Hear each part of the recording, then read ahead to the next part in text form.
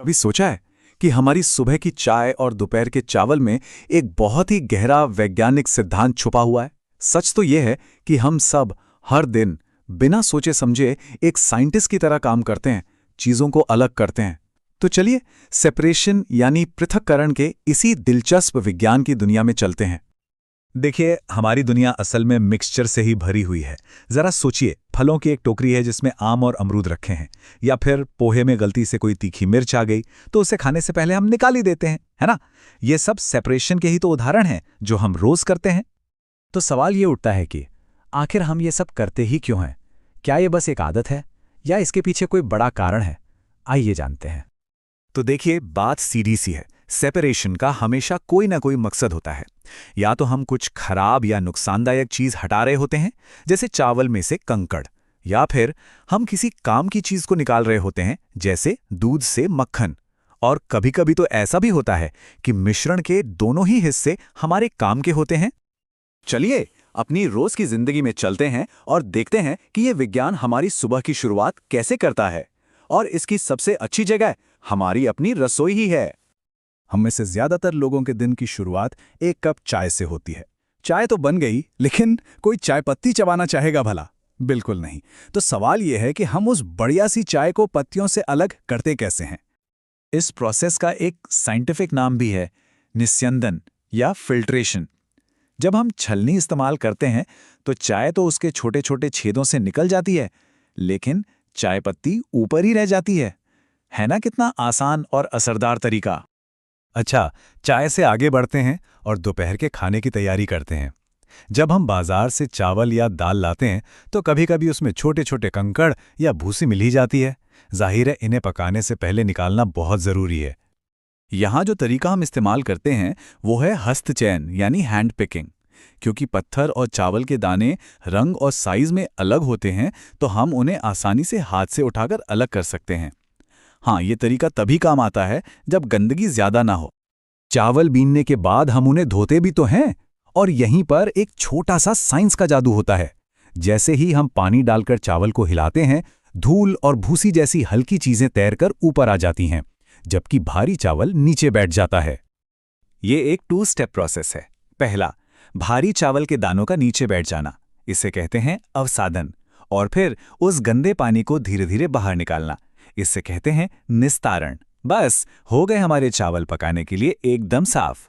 तो ये तो हो गई किचन की बात, जो हम छोटे स्केल पर करते हैं। अब जरा देखते हैं कि यही सिद्धांत खेतों में और कंस्ट्रक्शन साइट्स जैसी जगहों पर, यानी बड़े स्केल पर, कैसे काम करते हैं।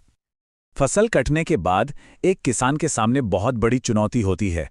हर डंठल पर अनाज के दाने लगे हैं और ऐसे लाखों करोड़ों डंठल हैं। अब एक एक दाने को हाथ से तोड़ना तो नामुमकिन है। तो फिर इसका हल क्या है? इस प्रक्रिया को कहते हैं थ्रेशिंग। इसमें डंठलों को पीटा जाता है ताकि अनाज के दाने अलग हो जाएं। पहले ये काम हाथ से या जानवरों की मदद से होता था, और अब तो बड़ी बड़ी मशीनें ये काम मिनटों में कर देती हैं। अब अनाज तो अलग हो गया, पर उसमें अभी भी हल्का फुल्का भूसा मिला हुआ है। यहाँ काम आता है निष्पावन, या जिसे विनोइंग भी कहते हैं। किसान इस मिक्सचर को ऊंचाई से गिराते हैं और हवा हल्के भूसे को उड़ाकर दूर ले जाती है, जबकि भारी अनाज सीधा नीचे गिर के एक ढेर बना लेता है। कितना सिंपल और जीनियस तरीका है ना? चलिए अब खेतों से निकलकर एक कंस्ट्रक्शन साइट पर चलते हैं। यहां भी सेपरेशन बहुत जरूरी है। मजबूत बिल्डिंग्स बनाने के लिए जो कंक्रीट इस्तेमाल होता है, उसकी रेत एकदम साफ होनी चाहिए, उसमें कोई कंकड़ पत्थर नहीं होना चाहिए। इसके लिए चालन यानी सीविंग मेथड का इस्तेमाल होता है। एक बड़ी सी जाली या छलनी से रेत को छाना जाता है। महीन रेत नीचे गिर जाती है और बड़े कंकड़ पत्थर जाली में ही रह जाते हैं। ये तरीका पूरी तरह से पार्टिकल्स के साइज के अंतर पर काम करता है। अब तक हमने जो तरीके देखे उनमें एक ही मेथड काफी था, पर क्या हो अगर मिक्सचर थोड़ा टेढ़ा हो? चलिए एक क्लासिक चैलेंज लेते हैं। अब सोचिए, नमक और रेत का मिक्सचर, इन्हें कैसे अलग करेंगे? दोनों के दाने लगभग एक ही साइज के हैं, तो ना तो हाथ से बीन सकते हैं और न ही छान सकते हैं। ये एक असली पहेली है, जिसे सुलझाने के लिए हमें एक से ज्यादा तरीकों को मिलाना होगा। इसका हल ये दिखाता है कि कैसे साइंस में अलग अलग तरीके मिलकर काम करते हैं। स्टेप 1, मिक्सचर में पानी मिलाओ। नमक तो घुल जाएगा, पर रेत नहीं। स्टेप 2, अब निस्तारण का इस्तेमाल करके नमकीन पानी को रेत से अलग कर लो। स्टेप 3, इसके बाद पानी को गर्म करके उड़ा दो, यानी इवेपोरेशन। पीछे क्या बचा? हमारा नमक। और स्टेप 4, अगर हमें पानी भी वापस चाहिए तो उस भाप को कंडेंसेशन से ठंडा करके फिर से शुद्ध पानी बना सकते हैं। है ना कमाल? तो वाष्पन यानी इवेपोरेशन और संघनन यानी कंडेंसेशन, ये दोनों एक दूसरे के एकदम उल्टे प्रोसेस हैं। इवेपोरेशन हमें घुला हुआ सॉलिड वापस देता है, जैसे नमक, और कंडेंसेशन हमें उस लिक्विड को वापस देता है जो भाप बन गया था, जैसे कि शुद्ध पानी। हमने देखा कि पानी में नमक घोलकर उसे अलग कर सकते हैं, पर क्या पानी किसी भी चीज की कितनी भी मात्रा घोल सकता है? नहीं, इसकी भी एक लिमिट होती है। इस हालत को कहते हैं संतृप्त विलयन या सैचुरेटेड सॉल्यूशन। सोचिए, एक ग्लास पानी में आप चम्मच से चीनी घोल रहे हैं। 1 चम्मच, 2 चम्मच, और फिर एक ऐसा पॉइंट आता है जब चीनी घुलना बंद कर देती है और नीचे बैठने लगती है। बस उसी पॉइंट पर आपका सॉल्यूशन सैचुरेटेड हो गया है। लेकिन मजे की बात यह है कि हम इस लिमिट को बदल भी सकते हैं। अगर हम उस सैचुरेटेड सॉल्यूशन को गर्म करें तो अक्सर हम उसमें और ज्यादा चीज घोल पाते हैं। और हाँ, ये भी याद रखना जरूरी है कि पानी की कैपेसिटी हर चीज के लिए अलग होती है।